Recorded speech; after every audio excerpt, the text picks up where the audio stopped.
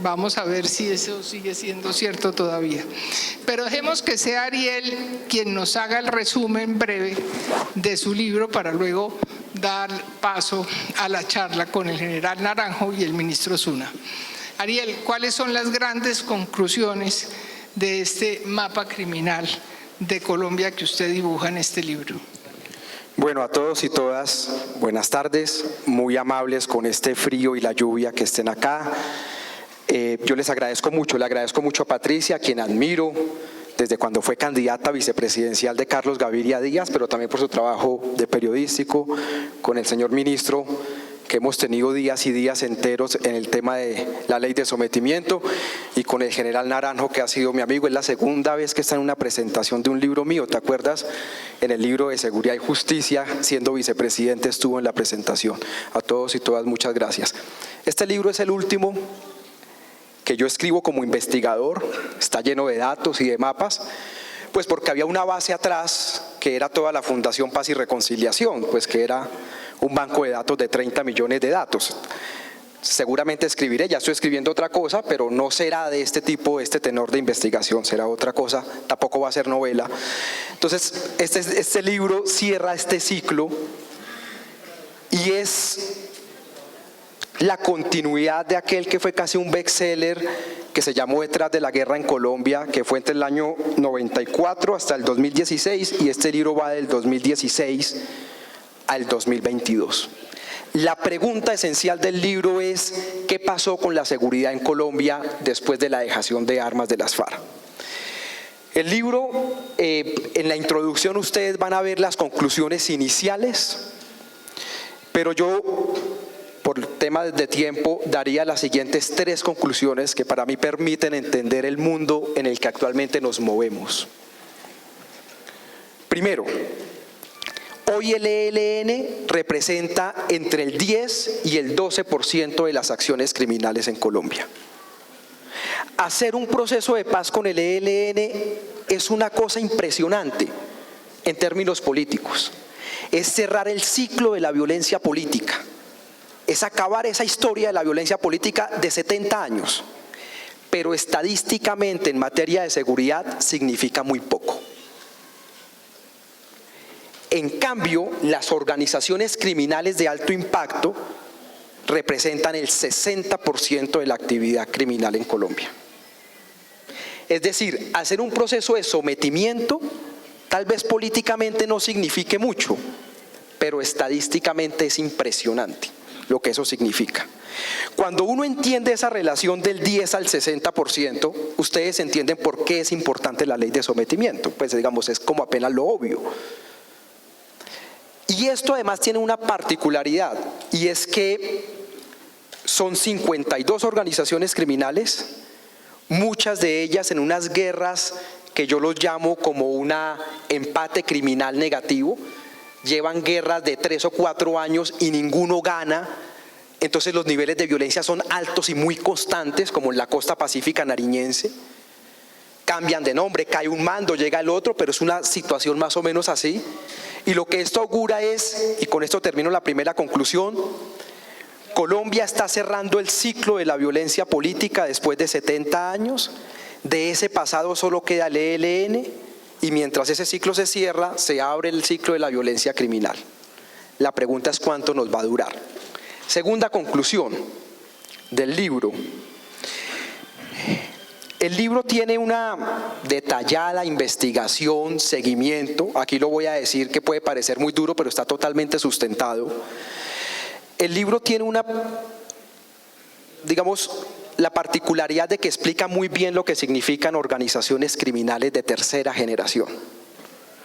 Uno en la vida tiende a creer que todo es lo mismo, pero lo cierto es que la forma como operan estas organizaciones criminales, ahora lo hablábamos aquí con el general y con el ministro y Patricia allí en el camerino, sobre cómo están operando. Estas organizaciones criminales ya no usan distintivos, ya no tienen mandos únicos. Esto cambió. El Clan del Golfo tiene 5 jefes, reemplazables todos, 51 mandos regionales en todo el país. Todos contribuyen con plata para un ejército élite que llaman que mal llaman Autodefensas Gaitanistas de Colombia, pero cada mando regional tiene un ejército de sicarios privados que generalmente son pandillas y son muy descompuestas. Esa es como la realidad y así opera la mayoría de los grupos recientemente. Entonces cuando uno decía, no, esto es como el ELN, como las FARC, no, eso ya no existe. La gran preocupación mía es si la política de seguridad va a dar cuenta de eso, que eso lo hablaremos más adelante. Última conclusión, también yo creo que es de las centrales en esto. Nosotros tenemos una historia de economías de guerra muy grande. Y hoy tenemos una tormenta perfecta que además se está desbaratando por cosas del mercado internacional, no por actividad del Estado. Tenemos una economía del narcotráfico que explotó porque el precio del oro cayó. Cuando cae el precio del oro, la gente deja de sacar oro de aluvión y se pasa a sembrar coca. Y desde el 2016-17 eso comenzó a subir exponencialmente hasta llegamos en la época que usted fue vicepresidente, el punto más bajo fue 45.000 hectáreas, hoy estamos en 200.000 y además el precio del dólar subió y etcétera. Pasaron varias cosas, en el gobierno de Duque no hubo una política de seguridad clara, se disparó la economía de la trata de personas con el tema de la población venezolana totalmente disparado. Creo que las imágenes que ustedes ven del tapón del Darién explican suficientemente esto. Y otra vez tenemos un rebrote de toda la minería ilegal. Es decir, hay mucha plata disponible. Y termino con esto, tercera conclusión. Aquí no hay soluciones milagrosas. Esta ola de violencia va a durar 10 años. La pregunta es si la abreviamos con un sometimiento o no. Eso puede ser una decisión decir que no, pero la pregunta es si la abreviamos. Y ese incremento de esa violencia rural coincide con una gran tragedia y es un deterioro de la violencia urbana, que a veces muy poco tiene que ver. Los que roban celulares en Bogotá en el Transmilenio poco tienen que ver con el Clan del Golfo, nada, diría yo. Pero tenemos un deterioro sustancial en esto y los remedios son diferentes en todo. Con eso termino, Patricia. Sí, Ariel, ¿qué se requiere para que al presidente Petro le vaya bien con su política de sometimiento a la justicia? ¿Qué se requiere? Miren, la política de sometimiento a la justicia es la complementariedad de una política de seguridad agresiva. Nosotros con el Clan del Golfo, con el bloque Virgilio Peralta, con los rastrojos Caribe, con las autodefensas conquistadoras de la Sierra, con el autodenominado Estado Mayor Central, con todos esos grupos nosotros estamos negociando con bandidos y no con angelitos. Primero, necesitamos una política de seguridad agresiva que no contradice una política de sometimiento que se dé. Son como zanahoria y garrote. Ahí necesitamos mejorar mucho, diría yo. Por ejemplo, hemos planteado rápidamente que en lugar de que podemos tener brigadas territoriales como las tenemos, pero hay que pasar a tener brigadas especializadas en cada una de las organizaciones criminales. El tema de la inteligencia militar que está muy desordenada, eso más adelante lo veremos, pero yo sí creo que necesitamos una política de seguridad muy agresiva. 2, necesitamos una política criminal que dé cuenta, en eso estamos avanzando mucho, ya el martes se presenta la política de seguridad ciudadana, hay una política penitenciaria, pero que dé cuenta de todos los fenómenos y de todos los niveles criminales. Yo, Patricia, perdóneme muy rápidamente para darle paso a mis compañeros aquí de panel, les cuento esto para que ustedes vean lo complejo que es. Medellín. Uno de mis últimos trabajos periodísticos antes de meterme a la política fue hacerle una entrevista a alias El Monstruo, que era el que vendía el tucibí en toda la zona del poblado en Medellín. El señor pagaba un derecho a piso a la oficina de Envigado, pero él además tenía una red de explotación sexual y además sus compañeros tenían una red para alquilar armas, pero además de ellos se encargaban de arrendar apartamentos en el Airbnb y total terminaban alquilando apartamentos para fiestas sexuales, de droga, etcétera. Compraban apartamentos y los metían en ese tipo de arriendos por día y pagaban un derecho a piso. Yo les pregunto, si la oficina de Envigado se somete, ¿el señor Monstruo hace parte de la oficina de Envigado? Para muchos sí, para muchos no. Entonces, si uno no mira esas diferentes escalas en una política criminal, va a ser muy difícil entender cómo funciona el crimen hoy. Lo tercero, yo sí creo que hay que fortalecer mucho la inteligencia, sobre todo la militar, la de la policía es bastante eficiente. La militar hay que fortalecerla mucho. Yo creo que después de lo que pasó con las famosas carpetas del ejército, eso quedó muy desbaratado. El caso de la fiscalía, con quien yo tengo un debate con el señor fiscal, y esto es unas palabras mías, en nada involucra aquí al señor ministro lo que yo voy a decir. El fiscal es un mentiroso compulsivo y además es un fusilánime. Se atrevió a decir que nosotros con la ley de sometimiento íbamos a beneficiar narcotraficantes, y él nunca fue capaz de fortalecer la unidad de investigación para el desmantelamiento de organizaciones criminales, apenas con 25 fiscales. Durante 4 años nunca la fortaleció. Eso es lo que pasa en la Fiscalía. Ahí necesitamos fortalecer mucho el tema de inteligencia. Y el último pedazo de esto, que yo creo, el gobierno necesita un método, que no lo tiene. Aquí León Valencia una vez me dijo una frase en una reunión privada que yo la quiero citar, que no es mía. León decía: Santos tenía claro el método cuando fue el proceso de La Habana. El fin le importaba poco, pero el método lo tenía claro. Con el presidente Petro el fin está claro, el método no. Y mientras no se resuelva el tema del método, va a ser muy complicado que esto salga bien. Bueno, ministro, yo quisiera preguntarle, ¿qué piensa usted de esto que ha dicho Ariel? Que no hay una política criminal y que no hay método. Bueno, muchas gracias. ¿Esto funciona así? Muchas gracias, buenas tardes. Antes que todo quería felicitar en público, como ya lo he hecho en privado, a Ariel Ávila por este formidable libro que realmente es lectura de referencia para saber lo que ha pasado después del acuerdo de paz con las FARC, porque la inadecuada, insuficiente implementación de ese acuerdo de paz nos tiene en la situación de criminalidad en la que estamos en la actualidad. Dicho eso, política criminal existe, digamos, en niveles macro de hacia dónde debe ir la persecución penal, con qué penas, con qué tipo de procesos. Digamos, está definida la política criminal del Estado colombiano más o menos desde principios de este siglo, desde el año 2000, cuando se implementó el sistema acusatorio, cuando se entró en un sistema, digamos, de aumento punitivo permanente. Y es cierto que este gobierno quiere introducirle cambios a esa política criminal. Quiere introducirle cambios pensando en cuál debe ser la finalidad de esa política, puesto en términos más sencillos. ¿Para qué la sociedad colombiana debe gastarse la millonada que se gasta en mantener cárceles, jueces, policía? Sobre todo cárceles, que son algo tan costoso. ¿Qué conductas deben ser delitos? No es una pregunta, digamos, de las más actuales, pero sí, ¿qué penas y con qué finalidad deben pagarse esas penas? Eso es algo que un primer giro en esa política está en un proyecto de ley presentado ante el Congreso de la República.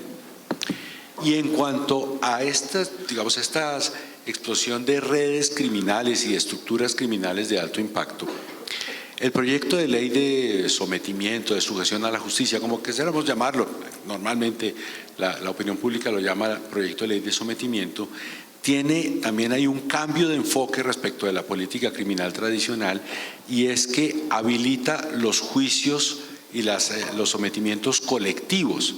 Nuestra legislación penal contemporánea tiene suficientes herramientas para sometimientos individuales.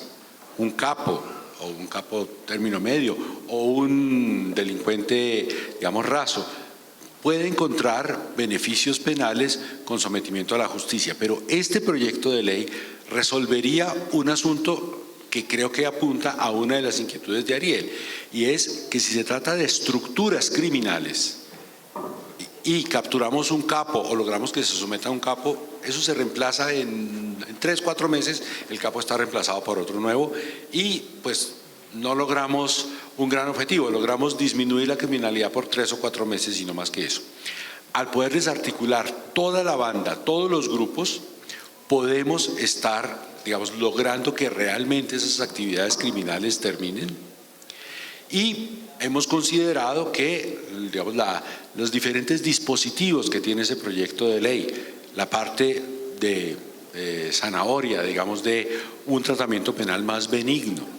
Es cierto, yo en varias ocasiones he dicho que probablemente a mi gusto demasiado benigno, pero ya el país lo conoce, tiene semejanza con lo que fue la Ley de Justicia y Paz de hace 20 años, tiene semejanza también con algunos números que se manejaron en el Acuerdo de Paz de La Habana, esto de una pena, la pena principal que se pone y se sustituye por una pena de 6 a 8 más 4, hemos dicho de 6 a 8 años de prisión efectiva, sin rebajas en una cárcel ordinaria del Estado, y después de eso 4 años de libertad condicional para actividades de reparación a las víctimas. Nos parece que esa puede ser un castigo justo, ciertamente más suave al que correspondería con la legislación ordinaria.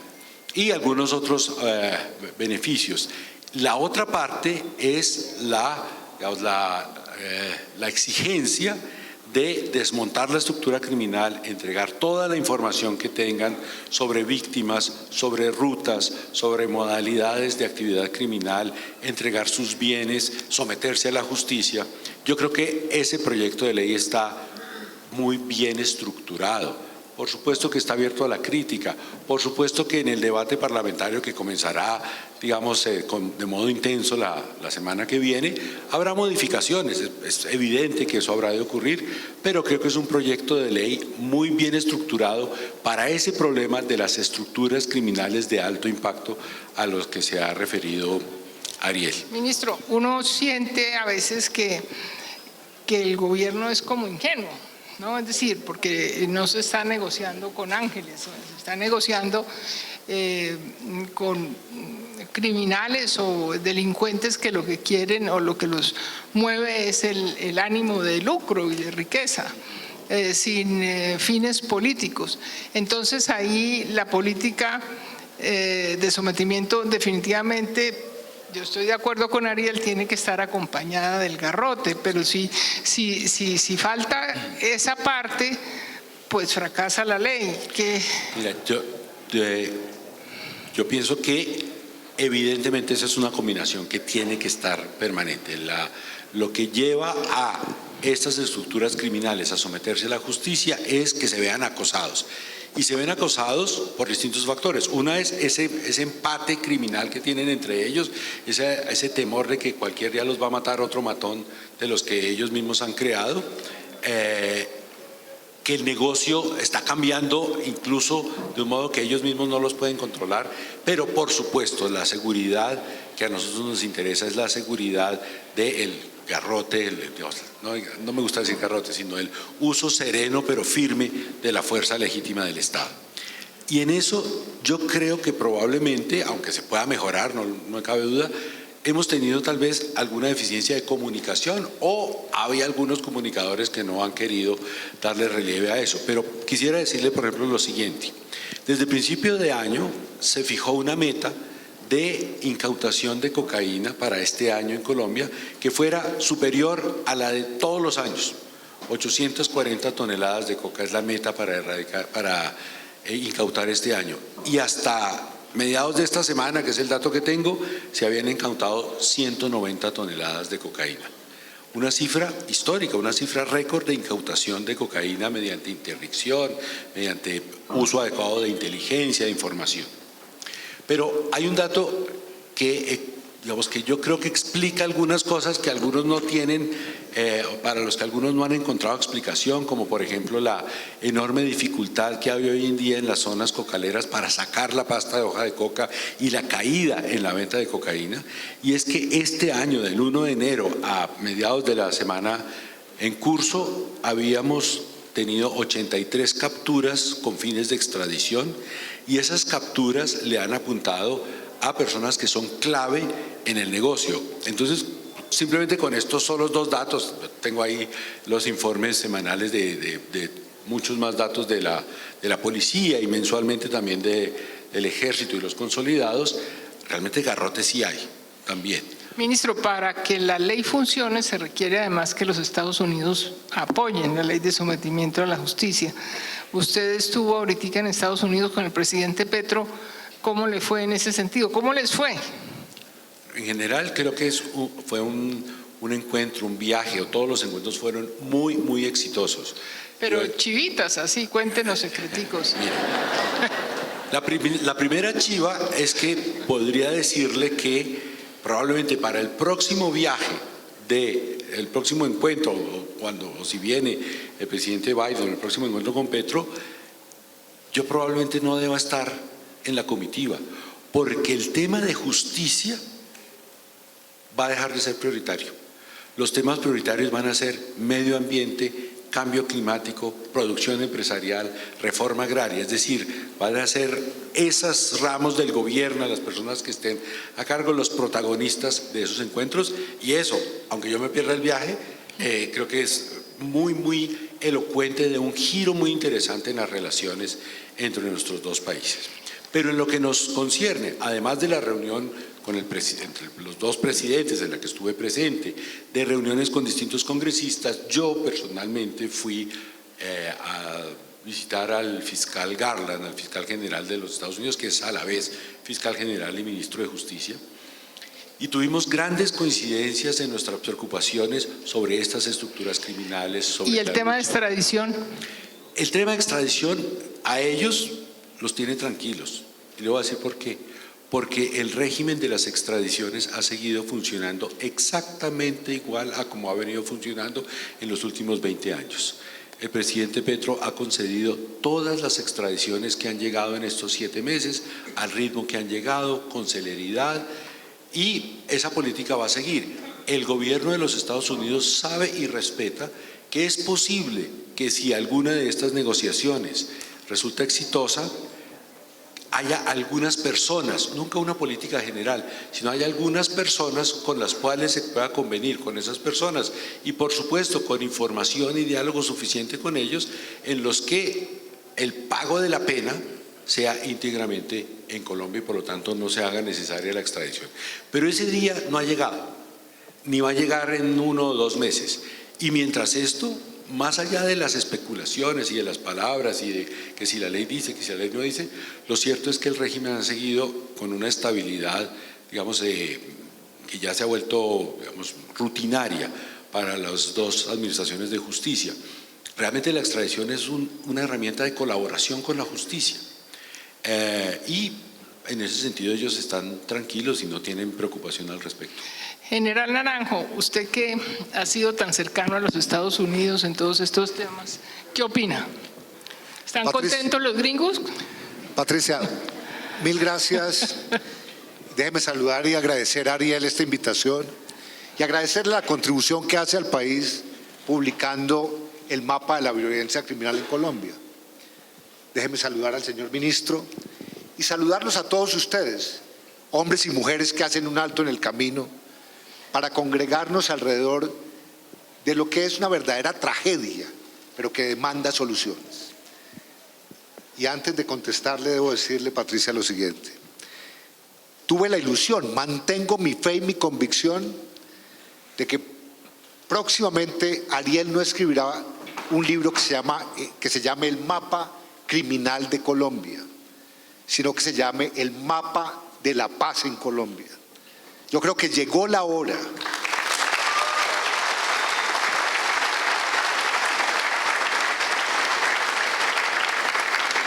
de romper este ciclo, que además también, leyendo el libro de Ariel, nos pone de cara a la tragedia de las víctimas en Colombia. Yo diría que detrás de cada página, de cada relato, de cada descripción de los grupos criminales en Colombia, realmente hay una tragedia de miles y miles de víctimas. Y en ese sentido, yo esperaría que los próximos encuentros estemos hablando de la reparación de esas víctimas y no de la tragedia que estamos enfrentando hoy, donde Colombia no deja de ser una triste fábrica de víctimas. Patricia, mi experiencia como funcionario público en Colombia, especialmente en esta área de seguridad, de persecución del delito, pero también como ex vicepresidente con responsabilidad de implementación del acuerdo y especialmente como negociador plenipotenciario en La Habana, me llevan a la conclusión de que los Estados Unidos entiende perfectamente cuáles son las dificultades que enfrentamos y que no hay fines en sí mismos alrededor de objetivos de política criminal. Y en ese sentido, yo lo que he notado, cada vez que hay una conversación seria, basada en realismo, basada en datos, basada en propósito político, hay respeto del gobierno americano, del Congreso americano por las decisiones que toma Colombia. Lo cual no quiere decir que, como en toda democracia, haya aristas de distintas vertientes, más o menos creyentes en lo que estamos haciendo. Pero al final, pues nosotros somos una democracia, ellos también, y habrá que respetar algunas incertidumbres y dudas que crezcan de algunos líderes políticos. Y yo quisiera hoy ratificar, digamos, 2 o 3 cosas que ha dicho el ministro. Me puedo dar el lujo, y ustedes me van a excusar, yo ya no soy funcionario público, no soy diplomático, no hago política electoral, puedo tomar distancia de mis pares aquí y no necesitaría… ¿Estás seguro de que no hace política electoral, general? Seguro. Pero, digamos, lo que voy a decir me surge por convicción, pero me surge a partir de la revisión objetiva que yo hago en el día a día, como parte de mi manera de tratar de contribuir a entender el problema colombiano, sobre los puntos que menciona el ministro. El ritmo de extradiciones, el número de extradiciones y la velocidad con que se están firmando las extradiciones no debería poner en duda la voluntad del gobierno actual para continuar con ese instrumento como uno de los tantos que contribuye a disuadir, a castigar penalmente a los jefes del narcotráfico. Pero por otro lado, dicho eso, también remitiéndome a las palabras del ministro, yo quiero compartir con este auditorio, con esta audiencia, que cuando pusimos fin al conflicto con las FARC, donde Ariel, yo creo que nuestro amigo León se equivoca porque el presidente sí tenía claro el puerto de destino y la manera como navegábamos para llegar a ese puerto de La Paz, era absolutamente lógico, necesario, yo diría, aparecía como un imperativo político y ético terminar recogiendo negociaciones con el ELN para poner fin al conflicto con el ELN y poner en marcha una política de sometimiento para cerrar el circuito criminal con el crimen organizado. General, pero si el presidente Santos, a quien yo admiro mucho y apoyé rotundamente el proceso de paz, tenía tan claro el cómo, ¿por qué no coparon los territorios apenas se fueron las FARC? Se fueron las FARC, que eran, digamos, el poder en esos territorios, y como bien lo dice Ariel en el libro, quedaron desolados, no sé, como 1 año o algo así. No mandaba a nadie hasta que llegaron los distintos grupos a disputarse el control territorial, y ahí fue Troya. Patricia, yo comienzo por dar respuesta asumiendo mi propia responsabilidad política en ese tema. Siendo yo vicepresidente, tenía misión, encargo presidencial de implementar el acuerdo, y eso incluía el copamiento territorial de la institucionalidad. Sin embargo, esa tarea no se hizo bien. Cuando reviso, pongo en retrospectiva por qué no la hemos hecho, aparecen, digamos, unos argumentos que yo llamaría estructurales. Es lógico, según mi aproximación, que una sociedad que ha vivido en conflicto armado 60 años en los territorios y en la periferia del centro de poder, vea que ese territorio, en función de esa guerra, era considerado un factor de debilidad. A ese territorio nadie quería estar, entre otras cosas porque, obedeciendo al principio de la guerra de guerrillas, quien permanece fijo en el territorio es eliminado. Y la lógica institucional, no solamente de la fuerza pública colombiana, sino de todo el Estado, es que el territorio no era hasta ese momento un sitio para estar de manera permanente. O sea, ¿no creyeron que la guerrilla se había ido a pesar de que todos lo veíamos por televisión yéndose? Pues, Patricia, eso hace parte de estas paradojas hoy que está en cuestión, digamos, qué tan útil, qué tan trascendente es el proceso que culminó con la firma del acuerdo de paz con las FARC. Hay quienes dicen que no hubo desmovilización, que no Hágame el hubo favor, dejación de armas. en televisión veíamos... Y la verdad, cuando se produjo la firma de ese acuerdo, habían 137 estructuras de las FARC en la casi totalidad de los departamentos y en cerca de 500 municipios de Colombia. Y esos hombres y mujeres vinieron, hicieron dejación de las armas, en uno de los procesos más rápidos, así estudiado por Naciones Unidas, de dejación de armas y del inicio de un proceso de reincorporación. Ariel, ¿qué piensas tú? ¿Por qué pasó eso? ¿Por qué dejaron esos territorios? Mire, yo aquí coincido mucho con el general y digo esto cuando estuvimos en el copamiento que hizo el Estado, dirigido por el general. Hubo zonas como el Pacífico Nariñense donde al otro día que las FARC se van, en cuestión de semanas, rápidamente se armaron organizaciones criminales. Hubo zonas donde durante muchos meses el Estado no llegó, y aquí es la responsabilidad de Duque y del uribismo. Esto yo lo digo, si alguien me logra demostrar lo contrario con los datos que están en el libro, acepto el reto de un debate lo más largo que ustedes quieran, 3 horas, 5 horas, 10 horas, no hay problema, con datos, sin ideología. El uribismo Duque se dedicó a revivir a las FARC, menos mal no lo lograron.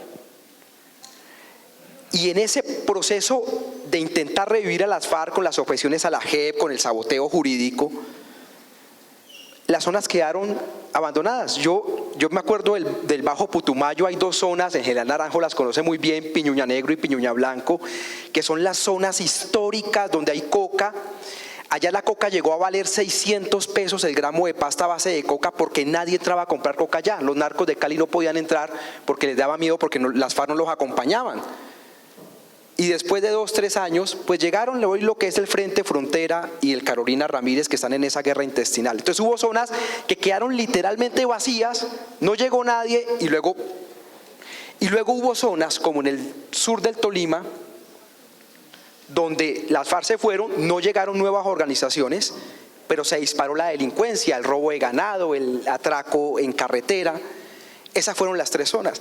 Pero de las más de 100 estructuras que tenían las FARC, hoy las disidencias son 28 pequeños grupos. No es más. Es decir, esto viene mejorando, pero hay unos niveles en algunas zonas del Pacífico colombiano, la frontera con Venezuela y sobre todo entre Panamá y el norte de Santander, sur de Córdoba, sur de Bolívar, sur de Cesar y Catatumbo, donde tenemos concentrado. Entonces yo sí digo, esto pasó porque no se entendió la lógica y porque hubo una decisión política, además, pero Patricia, con esto termino, la gente votó por eso. O sea, la gente votó para que sabotearan el acuerdo de paz. O sea, ¿qué hacemos? Entonces hubo una decisión de Estado de no llegar y punto.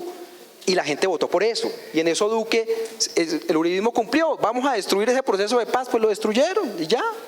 Esos pequeños grupos que quedaron, ¿cuánta gente era? ¿Cuántos hombres en armas, más o menos? Hoy deben ser 2.000, 2.500. Pero Patricia, déjeme hablar, ya que pregunta por el número, que me parece que también los colombianos deberíamos salir de esta lógica. Es usual que en guerras convencionales haya contabilidad del enemigo y los ejércitos se cuenten adversarialmente. En Colombia, yo digo de manera muy antidemocrática, porque no se hace sino en Colombia, hacemos contabilidad criminal y delictual y vamos arriesgando unos números que en mi opinión son tremendamente arbitrarios y que darían para horas y horas de debate, porque me sorprende ver la precisión con que se hace. Yo participé de eso y decíamos, el X grupo criminal tiene 1.321. Yo le decía a mi propia gente, ¿por qué 1.321 y no 1.320?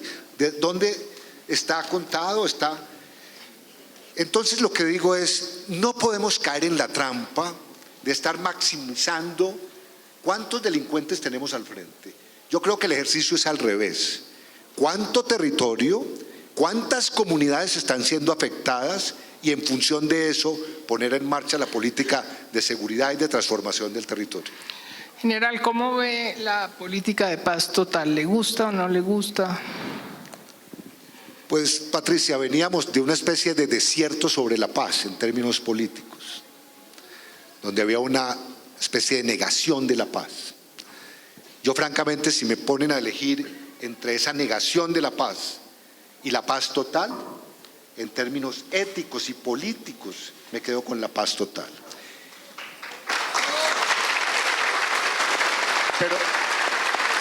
Pero adicionalmente, creo que así suene maximalista y demasiado ambicioso, sobre un valor fundamental con la paz uno no puede ser, discúlpenme la expresión, tacaño y decir que vamos a hacer paces chiquitas, parciales, y que nos vamos a tomar todo el tiempo del mundo a ver cómo logramos finalmente tener paz completa y paz total.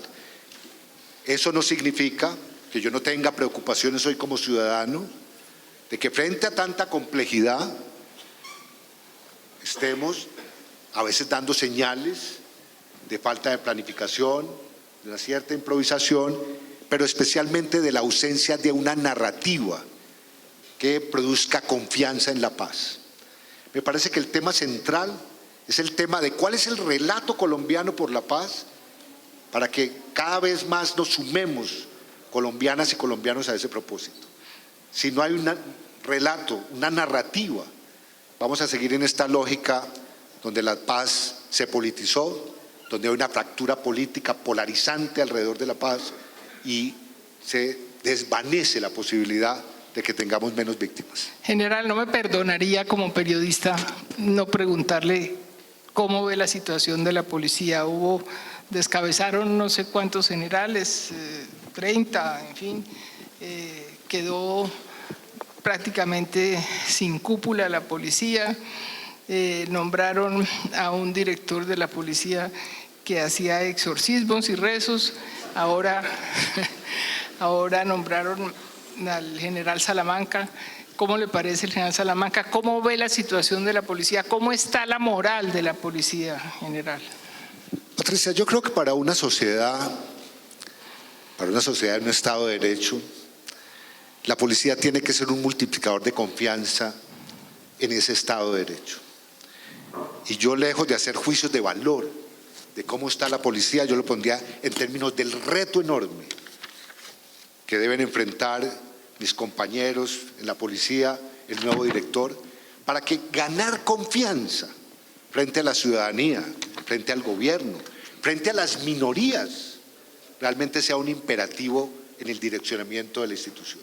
Sin confianza sobre la policía, o con una policía desconfiando del ciudadano, va a haber una brecha donde el crimen va siempre a perturbar y va a generar violencia y delito. ¿Y cómo se genera esa confianza? Pues, Patricia, me hace pensar en mi época vieja de policía. Ya hace 10, un poco más de años me retiré, pero yo decía que uno gana confianza si se asegura de que la casa esté limpia y en orden. Okay. Y eso significa que no hay que negar la corrupción, que hay que visibilizarla y combatirla. Lo primero es que la legitimidad de la policía surja del propio corazón de esa policía, porque la casa está en orden y sus funcionarios son transparentes, honorables y limpios. 2, yo creo que en el mundo entero hay una especie de crisis de autoridad. Basta mirar, digamos, lo que ha sido el proceso de las llamadas primaveras de indignación ciudadana. La indignación ciudadana es global. Y lo que digo es, si las policías y los gobiernos siguen respondiendo a la indignación ciudadana solamente aplicando la fuerza legítima del Estado, la brecha de desconfianza va a ser enorme. Yo encuentro que hoy, incluso dada una expresión usada por el señor presidente de la República, que no es un invento de él, debo decirlo, que no es una innovación del presidente Gustavo Petro, sino que es un concepto del año 85 del secretario de Naciones Unidas, Kofi Annan, cuando declaró que el mundo estaba ávido de seguridad humana. Ahí hay un camino formidable para empezar a darle un tratamiento distinto a los problemas, a las conflictividades, al delito y al relacionamiento entre policías y ciudadanos. Ariel, ya para para ir rematando, aunque me queda la pregunta al general de por qué no se ha podido, por qué llevamos 70 años en esta violencia y no se puede, y por qué vienen unos y otros y seguimos en la misma. Antes de hacerle las últimas preguntas, Ariel, o tú contestas, Ariel. Mire, solo la otra semana, un comentario, paréntesis, que yo esperaría que el ministro cerrara con eso hoy, comienza la discusión de la ley de sometimiento. Y ahí vamos a necesitar mucho apoyo para poder sacar esa ley adelante, porque la mala fama que nos ha hecho el fiscal injustamente es compleja y necesitamos sacar eso. Mire, la respuesta, Patricia, ¿por qué repetimos ciclos y ciclos de violencia y no salimos de esto? La respuesta es, porque el Estado porque no se ha podido crear Estado en las regiones. Eso era lo que nos decían al general y a mí en todo el proceso de paz de La Habana. ¿Y saben qué? En un estudio que hicimos, hemos hecho todo lo posible. El Plan Nacional de Rehabilitación, el Plan Tripa Adelante, el Plan Colombia, el Plan Consolidación 1, versión 2, los programas, los planes de desarrollo territorial, también desde lo social, ¿no? Los programas de desarrollo y paz del padre Francisco de Rú, que financió la Unión Europea y que le metió millones y millones de dólares. Y Tibú siempre en el ranking de los 10 municipios con más coca y con más violencia. Tumaco nunca capa entre los 5 primeros municipios de más coca y más violencia y lleva ahí 15, 20 años. Es decir, respuesta, no sé, Patricia, pero hemos intentado mucho. Y la pregunta que uno hace, yo creo que esa es la pregunta esencial. ¿Qué es lo que no hemos hecho? ¿Qué hemos hecho mal? O sea, cosas malas siempre, no, es que no hemos hecho, es que copamiento territorial es solo del ejército y la policía y no es de la parte social. A donde tú vas hay una escuelita. Es decir, el Estado, pero no hemos podido. Esa pregunta es muy compleja, pero digo, no sé, ahí está el secreto para resolver esto. ¿Cómo se explica, por ejemplo, que Arauca es, hasta donde entiendo, el departamento con más muertos y con más ejército del país? Y con más plata de regalías que le han llegado billones de regalías y no hemos podido salir del ELN y de las FARC y ahora disidencias de las FARC. Yo creo que ahí sí se explica mucho los temas de economía de enclave, el tema de robo de recursos públicos. La fuerza pública está concentrada en cuidar el tubo, el caño limón, no está concentrada en el tema del resto de la seguridad. Ahí Arauca sí tiene una explicación un poco más plausible, más visible. Hay otras zonas donde la cosa sí es un poco más compleja. Es el planteamiento insistente de la Comisión de la Verdad y de Pacho de Rú de que hay que cambiar el modelo y la política de seguridad. Dice, la seguridad se le ha brindado principalmente a las petroleras, a las empresas, etcétera, y la gente desprotegida en general. Eso es lo que pasa en Arauca, por lo menos. ¿Usted cómo ve eso? No, yo creo que aquí el reto, y por eso valoro la franqueza de Ariel cuando dice no sé, es que a pesar de que en cada colombiano hay una especie de alma, de espíritu, de genialidad para comprender la violencia, nos quedamos cortos para comprender los fenómenos de inconvivencia, de conflictividad y de seguridad. Me parece que hacemos recetarios para todo el país de manera uniforme, pero por ejemplo el caso de Arauca, es un caso de estudio porque allí realmente hay unas pequeñas fracciones paraestatales que están incrustadas en la sociedad, en la política, en la institucionalidad, que realmente han mantenido sin ningún cambio ese territorio durante más de 25 años. Por ahí ha pasado todo. Pasó el Plan Colombia, pasó la seguridad democrática, pasamos nosotros con el proceso de paz y no fuimos capaces de modificar esa realidad. Me están diciendo que tenemos que cerrar ya, desafortunadamente. La última pregunta, muy brevemente, Ariel, ¿cómo vamos a salir de esta tormenta perfecta? Yo creo que el proceso de paz con el ELN va a salir bien, no sé si en este gobierno o en el próximo, pero creo que va a terminar bien. Creo que de las 52 organizaciones criminales, la ley, como dice el ministro, es lo suficientemente bondadosa y cuida el marco jurídico. Vamos a negociar con 6 o con 7, son 20.000 personas por fuera de este conflicto. Y luego nos quedan otros 10 años de combatir el resto de crimen organizado y que es un problema que tiene Latinoamérica. Nosotros no estamos prometiendo soluciones milagrosas ni que en 4 años se acabó la última mata de coca y el último criminal de este país. No, nosotros no somos perdónenme la expresión, estúpidos en decir eso, pero sí creemos que tenemos un modelo muy serio de paz total, que entiende el territorio y que vamos a avanzar hacia él. Y la última, ministro, ¿cuándo vamos a tener una política criminal? Digamos, la tenemos. Una nueva política criminal se está construyendo si el Congreso de la República aprueba tanto el proyecto de paz total, que permite esto de los enjuiciamientos colectivos, como este proyecto de reforma penitenciaria que tenemos, y otros que al hilo de esa nueva ola vendrán, pues en este gobierno al finalizar tendremos una política criminal renovada para el país. Ojalá que sea antes de finalizar. Bueno, muchas gracias a todos y todas, muchas gracias. Ariel, general, ministro, muchas gracias.